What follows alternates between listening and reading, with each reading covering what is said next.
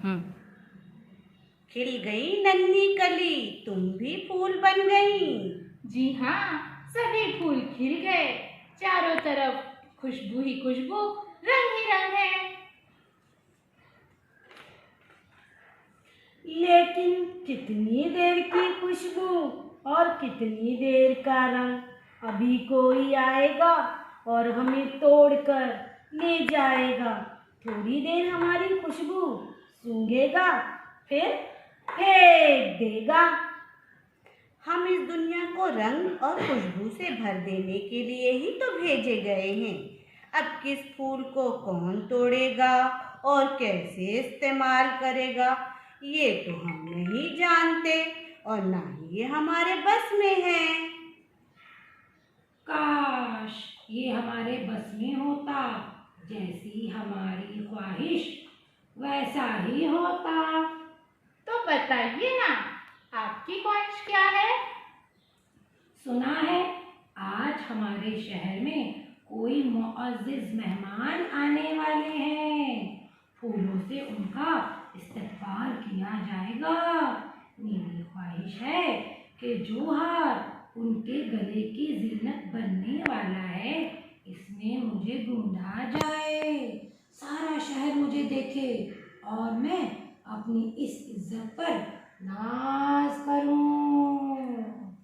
मैं चाहती हूँ कि मुझे कोई प्यारी सी बच्ची तोड़ कर ले जाए और अपने बालों में लगा ले। जरा सोचो, इसके बालों में मेरी सज-धज कैसी होगी। बहुत खूब। मैं तो यही दुआ मांगता हूँ, किसी दूल्हे या दुल्हन के सहरे में मुझे ढूंढा जाए, ताकि मेरी खुशबू जिंदगी भर याद रहे। आप भी तो बताइए, आपकी आरज़ू क्या है?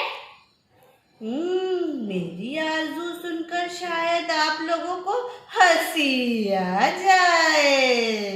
आप तो फूलों के राजा हैं। पता तो चले कि राजाओं की क्या ख्वाहिश होती है। मैं चाहता हूँ कि मुझे उस रास्ते पर डाल दिया जाए जहाँ से वतन की हिफाजत के लिए जाने वाले फौजी गुजरते हैं। मैं उन बहादुर सिपाहियों के कदमों तले कुचला जाऊं, रौंदा जाऊं और उसी खाक में रल मिल जाऊं। वाह वाह वाह वाह। राजा, आपकी तो ख्वाहिश सुन के मेरा दिल बाग बाग हो गया। अब हम भी इसी सोच के साथ आगे बढ़ेंगे और इस दुनिया में जो अपना मकसद है कि दूसरों को खुशियाँ देना, खुशबू बिखेरना, इसे कामिल बनाएंगे। तो सब